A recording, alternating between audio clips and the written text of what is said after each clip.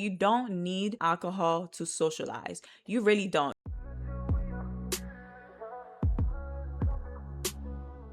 Yes, you read it right. I actually stopped drinking for a whole year. And so today I'm going to give you a little bit of backstory on my experience, how it affected me, and if I'm going to continue. Hello to you guys. I want to introduce a new series onto the channel because as I discovered doing these reaction videos is that I really enjoy talking. Like I already knew this, but this is on another level. I really enjoy sitting down, watching these reaction videos, giving my input, hearing you guys' input and experience, whether you relate to what I'm saying or have a different perspective. So I wanted to do something different where we talk about a specific topic that maybe I'm interested in, that you guys are interested in. If you have something specific you want me to focus on, drop it in the comments below, and maybe the following week we'll talk about your topic. I'm gonna try my best to make this as consistent as possible, where I release a video every maybe Friday or Saturday for you guys.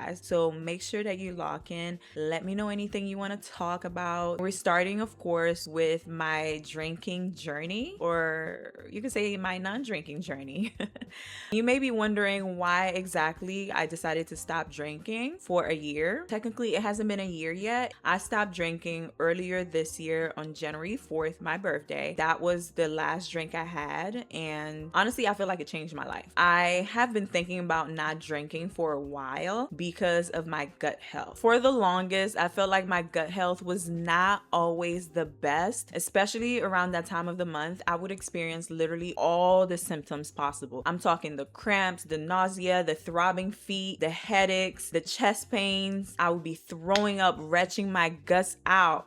And I'm not joking, y'all. I would be done. And I was trying my best to find a solution for it. On my vision board for the year, I had written some things on there regarding gut health and how I wanted to find a balance to really help me manage that and be basically healthier, because the amount of suffering that I endured literally every single month was not manageable. It was not reasonable. So I wanted to find a way to really help me with that. On top of that, this may seem silly, but earlier in the year, I don't even remember specifically when, but I saw a video of Rihanna on New Year's, and she recorded herself counting down into the new year. And when the time hit, she was like, oh my gosh, New Year. I spent a whole year not drinking. And I was like, oh, really? That was so impressive to me. I don't know why. Maybe because she's from the Caribbean and I know like firsthand what it's like to grow up in a household where like drinking is very heavy, like heavy. I cannot tell you the first drink that I had, but I guarantee you it was back when I was in Haiti. Mind you, I came here at the age of 11.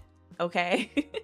So when I saw that video, I was already thinking about not drinking. I saw her and I was like, oh my gosh, if she can do it, then I can do it too. That actually confirmed it for me. I feel like it was a sign from God, because I was thinking about it for a while and I was like, you know what? I'm just gonna go ahead and try it, which is something that I really do with just about everything. If I want to try something, I'm going to try it if I have my mind set on it. And not drinking was one of those things. So after seeing that video of Rihanna, I said, I'm gonna go ahead and not drink. And I sealed it on my actual birthday. And after that, I remember thinking, oh my gosh, this is gonna be one of the hardest things I will ever try in my life. And I say this because, once again, I'm raised in a Caribbean household where it's a lot of drinking. People like their liquor. They like having fun. Like, we have something called cremas. If you're Haitian, then you know. It's kind of like eggnog or Baileys, but better, in my opinion. Maybe I'm biased, but regardless, it's so good that I thought about that whole thing and I was just like,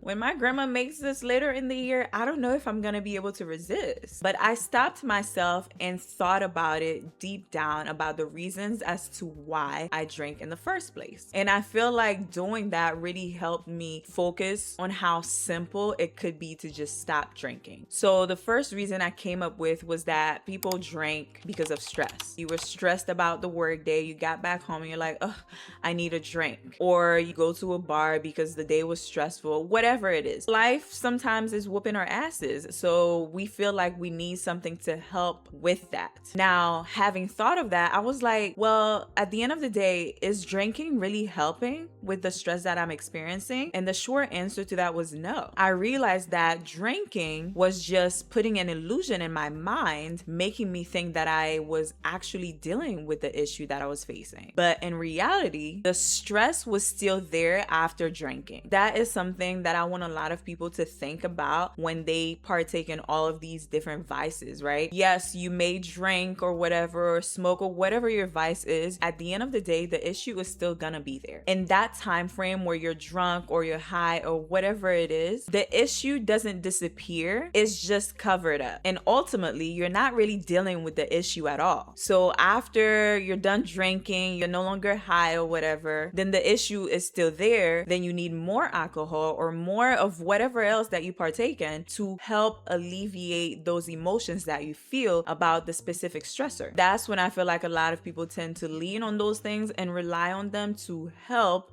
with their stressful lives. Another reason I came up with was that people really want to have fun, or they're kind of peer pressured into it. For instance, for me specifically, when I drink in a public setting around a group of people, it's mostly to help me calm my nerves down and reduce my anxiety and enjoy my environment. But then I stopped and really thought about that, because at the end of the day, I feel like I can do those things and still enjoy my environment and be myself around people that make me feel comfortable without the need of alcohol. So I asked myself, why exactly do I feel the need to drink in a group setting? And I realized it's because I'm usually in my head a lot as an introvert about either what people may think about me being quiet, how I act, or any little silly thing that I may do in the moment. I overanalyze everything about what I do sometimes that I get in my head so much and feel anxious. I even make some random scenarios in my head about the possibilities of all the things that could possibly go wrong when I go out. But then I realized that all of those scenarios don't come true. Nobody, not a single one of my friends, go about judging what I do and how I act around them. So it was all in my head at the end of the day. So I taught myself that I don't really need to drink in a public setting with my friends that make me feel comfortable. Not only that, if they do offer me a drink, all I have to do is just say no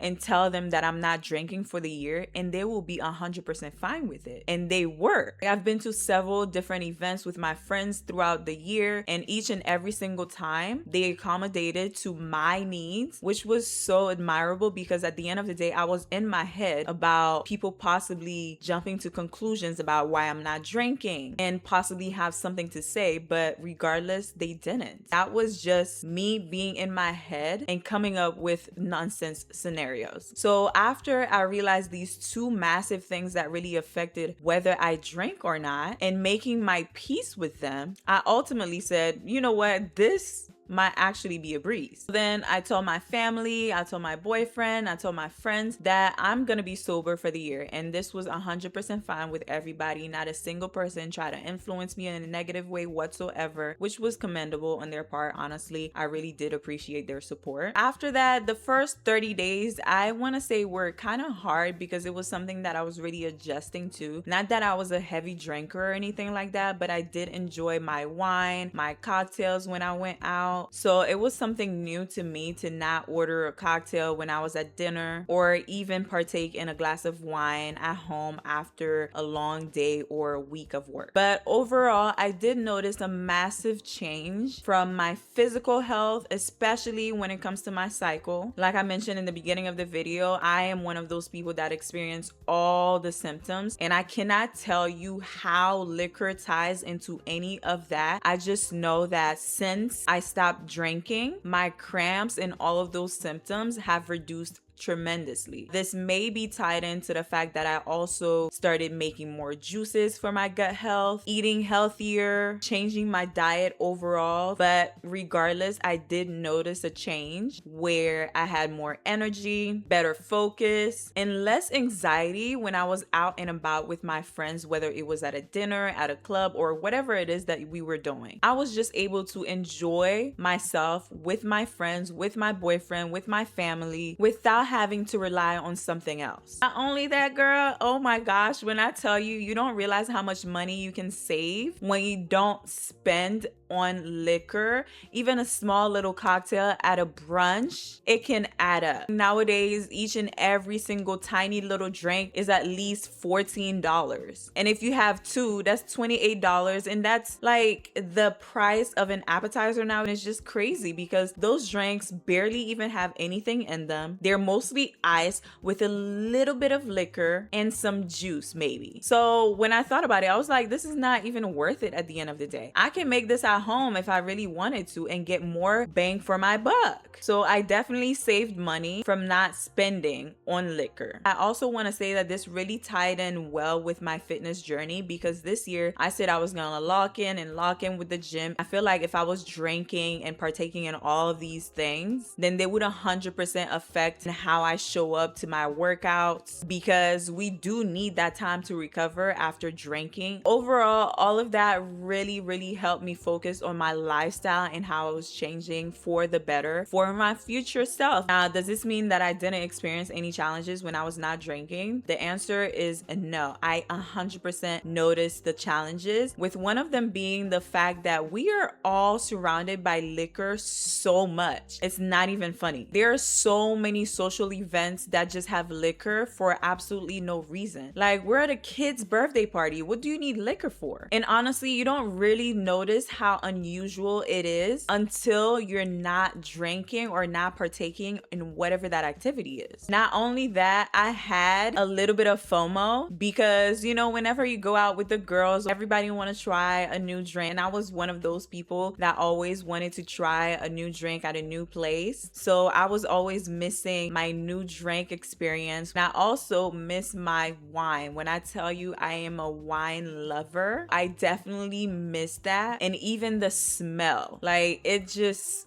I remember that at some point I was like, you know what? I'm gonna go ahead and try some non-alcoholic wine because I found out through the internet that's the thing. I went to the liquor store, bought one of them, came back home and tried it. It was the most disgusting thing I ever had. The bottle is actually still here because I didn't want to throw it away for whatever reason. That little amount that I had where I tried it is how much is missing from that bottle. Nothing else. It's still here in my kitchen, just sitting there collecting dust. After trying that, I was like, you know what? I'll just wait until the year is over and maybe I'll decide whether I want to go back to drinking or not. That's still a decision that I'm still trying to make because I honestly don't know if I'm gonna go back to drinking or not. I'm thinking if I do, it may be because I want my wine. Like, I'm not even joking. I really do miss my wine. But I'm also thinking about the possibilities of just, you know, going back and regressing from all the progress that I made. We'll see when the year hits. Watching this, you may be wondering, what did I do instead of drinking? And I want to say not really anything specific. Whenever I would go out to eat, I would honestly just order water or some juice. And if I was at a bar and somebody was offering me a drink, all I did was ask for a mocktail. And even my friends, whenever they hosted events, all they did was make mocktails. With all of that said, I did learn a whole lot about myself and others throughout this year-long-ish journey. One of those things is that you don't need alcohol to socialize.